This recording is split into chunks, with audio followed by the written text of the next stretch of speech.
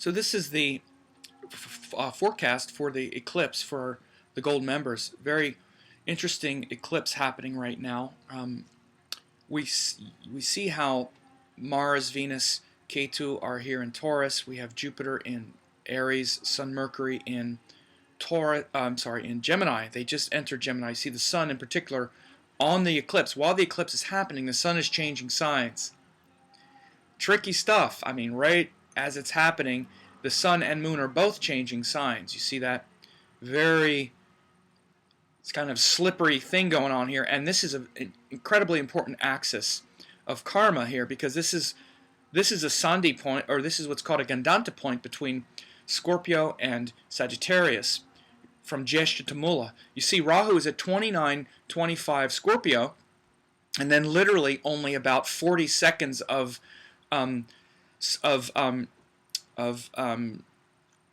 ecliptic longitude, you have the Moon at less than 1 degree, 22 seconds of Mula. So that this conjunction here is really only, it's almost exact. It's less than 1 degree, so it's very intense eclipse, meaning it's very dark. It's going to be a full-on eclipse with full power. So it's not a wide orb eclipse. Because you see the Moon and Rahu are very close at the moment that the eclipse happens. The Sun is right on Ketu, 22 degrees, 29, 25 here. Even though they're in opposite signs, even though they're in different signs using sidereal zodiac, they're very close by degree. And again, this is the exact moment that we have the opposition. You see 22, the Sun at 22 Gemini, the Moon at 22 Sagittarius. But if you go back even, like let's say 1 hour earlier, you see the Moon 29:47, and the eclipse is still, the eclipse has started by this time. You see, it's right on Rahu. So the Moon is moving fast, and this whole eclipse day, if you go back 2 hours, this is actually Wednesday, June 15th at this is actually 11:15 Pacific time. Wednesday, June 15th at 11:15 Pacific time. You see the Moon is right on Rahu. This is like 2 hours before that full Purnima that I showed at the beginning. So then we go forward an hour. You see the Moon is 29:47. Then we go forward another hour, and the Moon has moved into Sagittarius, the nakshatra of Mula, directly opposite the Sun. So this is the exact moment that we have the Purnima, the deepest eclipse at this time. This is about 1:15 Pacific time. So again, this is very interesting. The Moon is going through Scorpio, and then it changes and moves into the exact Purnima with the Sun in Gemini. Now this is the plane of the galaxy. This is the galactic plane, very near the galactic plane, which falls at about 6 degrees Sagittarius and Gemini. That axis is the actual plane of our galaxy, is at about 6 degrees Sagittarius, Gemini. When we look back into 6 degrees of Sagittarius, we're looking back into the middle of the nakshatra of Mula and right at the galactic plane. When we look at 6 degrees of Gemini, we're looking at the very end of Mrigashira and the beginning of Ardra nakshatra. So this section is where we're looking either back into the center of the galaxy, when we're looking back into Sagittarius, or when we're looking at the Sun, or actually it's the Sun now, but when we're looking into around 6 degrees of Gemini, that's directly away from the center of our galaxy. So what's happening right now, and in fact when we have the summer solstice now, which is going to happen in about 6 days after this eclipse, the Sun is going to be the furthest away from the center of the galaxy, and the Earth is going to be closest to the center of our galaxy at that time. So it's good to understand this astronomically. Okay, just like when we have the winter solstice now, the Earth is the furthest away from the center of our galaxy, and we're looking back. Now when we have the summer solstice, the Earth is closest to the center of the galaxy, and we're looking at the Sun. And when we see the Sun, we're looking straight out toward the outer parts of our galaxy and out from the center. So the Sun is as far away from the center of the galaxy as possible on the summer solstice now. Now these things all have implications in the year 2012, the last lunar eclipse we had was December 21st, 2010. December 21st, 2010, we had the last lunar eclipse, and it happened on the solstice. Very important and powerful stuff. This eclipse is happening right on this cusp of those two signs. And so this is sort of finishing a lot of the recent sort of changes and transformations that we've seen, and also starting a new cycle of them, because you know, I say it's finishing because this is the last eclipse that we're going to have where Sagittarius and Gemini are involved, because of course from now on for the next year and a half or so they'll be in the Taurus Scorpio axis, just like this one pretty much is, except for that last degree. So this Sagittarius Gemini axis is very much about mutable energy, mutable change, understanding and integrating our philosophies and deeper life principles with, and that's related to Sagittarius, deeper life principles and sense of meaning and purpose, Sagittarius, with the details, the understanding, the capacity to communicate those things, the capacity to bring that to the people and to have it be something that is beneficial for the culture and all cultures, which is Gemini. Gemini is very much about, it's what's called a Rajasic sign, and it's related to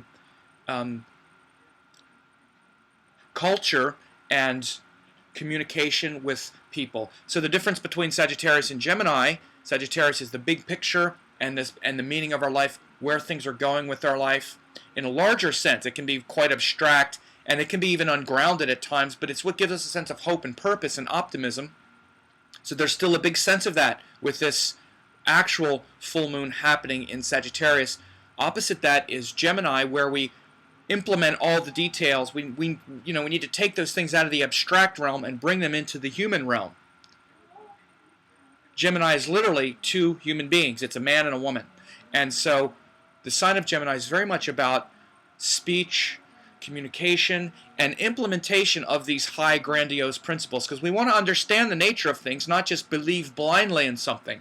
And Sagittarius is where we inherently believe. We all inherently believe in something bigger than ourselves, or else we're kind of a little crazy. We didn't create this universe. We don't know how to create it. And Sagittarius is that sense of hope that comes from the understanding that something huge and big and majestic and inspiring is behind all of this. But how do we understand that? How does it work? How does it make sense? How do I communicate it? How do I grasp it through this agency of details and the matrix of the world? Well, that's what Gemini does. It's like, oh, I don't know, maybe it's this, maybe it's that. And it's very neutral. Gemini goes into all the different areas trying to find the answer. And where we're curious and seeking answers, this is what Gemini is. So there's a big quality of these things happening with this eclipse on Wednesday. Now, this eclipse is happening at the halfway point of the Taurus cycle, because this cycle started with the new moon in Taurus. Again, this is quite interesting. We had the new moon, which is the sun and moon, came together in Taurus a couple weeks ago, was like June 1st. So June 1st, sun and moon came together in Taurus. Now the new moon, now the full moon is happening in Sagittarius. So we're still working on the Taurus cycle right now. The Taurus cycle is about structure, materiality, contentment, and deepening our connection to the earth, not just the physical earth, but the quality of earth in us, which is the capacity to gather, enjoy, and feel content with what we have. Taurus is a second sign. It's related to all things related to the senses, especially things like food and pleasure of all sort.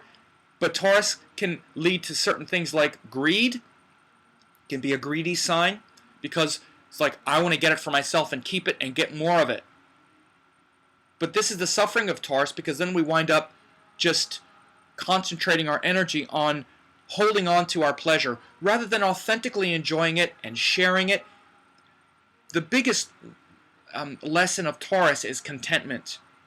This is why the moon is exalted there, because the moon is the part of us that wants to feel connected. And when we don't feel connected, there's a longing to connect. But instead of connecting with something internal and through the heart and through that soul, heart and soul internal, we tend to want to connect with something external. This is the hell of the moon. Because we think, oh, I don't feel good, I don't feel peaceful, so this will make me feel peaceful, that'll make me feel peaceful, and it doesn't. We just wind up avoiding the real source of our problems. So the moon's exalted in Taurus because Taurus is stable, it's internal and reflective, and it's predisposed to enjoy and to be content with what we have. That's a big thing. It's in many ways bigger than what we get.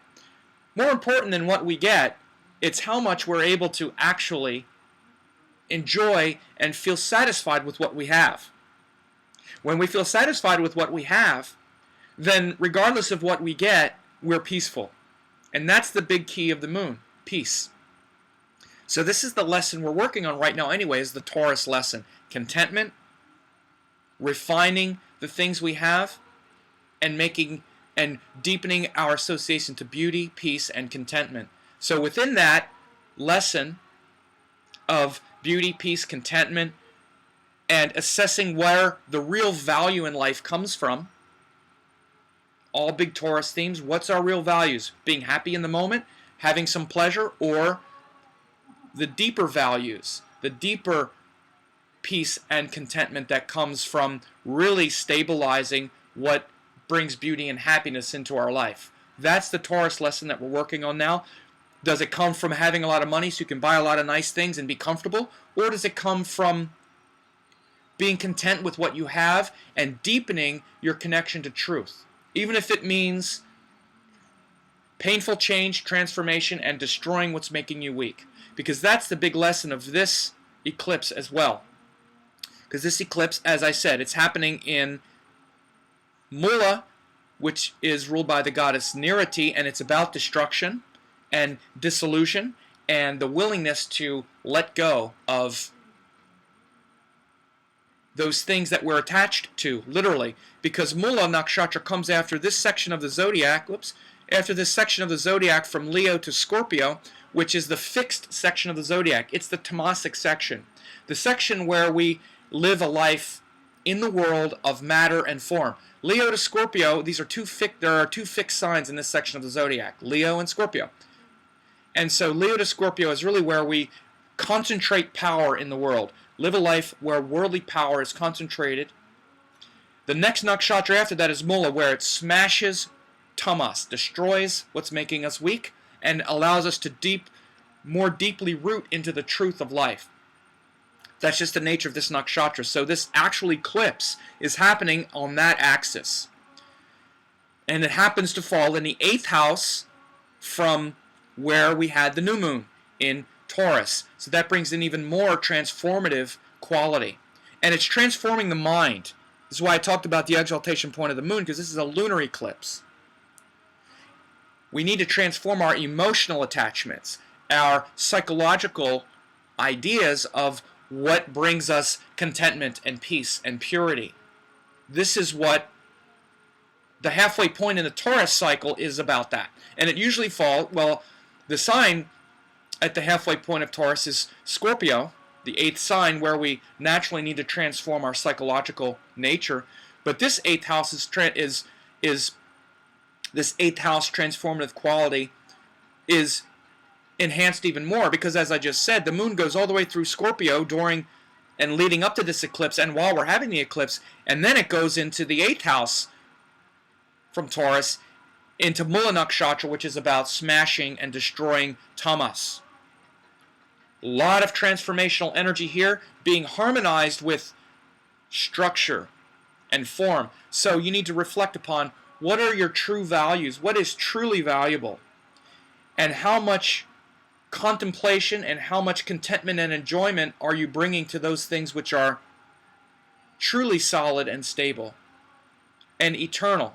Because those things that can be taken away were never real to begin with. Anything that we can lose, we never had to begin with. We were just attached to it. Big Taurus lessons. The lower quality of Taurus is attachment. So what can you let go of that was never yours to begin with? These are big things. It's a good time to get rid of some stuff. Get rid of some stuff before stuff starts getting taken away from you. You see? When we willingly say, okay, this is a transformational period, do I really need all this stuff that I'm hoarding? Get rid of some of it. Literally objects, but also emotional stuff, emotional baggage, things you're hanging on to that are just of the past, that you're thinking that if you hang on to that, you might, wonder, what would I be like without this story or without this thing? And you're just hanging on to it. Let go of it. Because this is the way it works. You can let go of it, or it can get taken from you. And there's a lot of this happening right now. Tricky energy in play at the moment, especially as it revolves around this new moon in Taurus, and now this eclipse going through Scorpio, and then culminating in the 8th house from Taurus in the nakshatra of Mula and in the Sagittarius Gemini axis. And this is sort of the culmination of the Gemini Sagittarius transit of the nodes of the last year and a half. The last year and a half has been very transformative, especially with things like natural disasters, but also energy disasters like the oil spill, and we're still dealing with the Japanese power plant, which could still go really bad. And also the Arab Spring and the revolution of ideology, like I said before, this sense of hope and optimism and bringing it to the masses. This was all a part of the Rahu through Sagittarius, Ketu through Gemini transit that just finished. This eclipse is like the final, like the end point, the exclamation point, or the period at the end of that sentence. So we move on to the next thing, the next phase, which is really about deepening these structures in our world, which is where we're moving. So some ideas about this eclipse. I hope this was helpful for you. Now I'm going to do the forecast for my gold members, and this will focus specifically on how these things will impact, how this eclipse will impact your life. If you're not one of the gold members at my site, I encourage you to do that. You can get a free 14-day trial, and you can also get one of my free DVD home study courses just for giving it a try. It's really a great deal.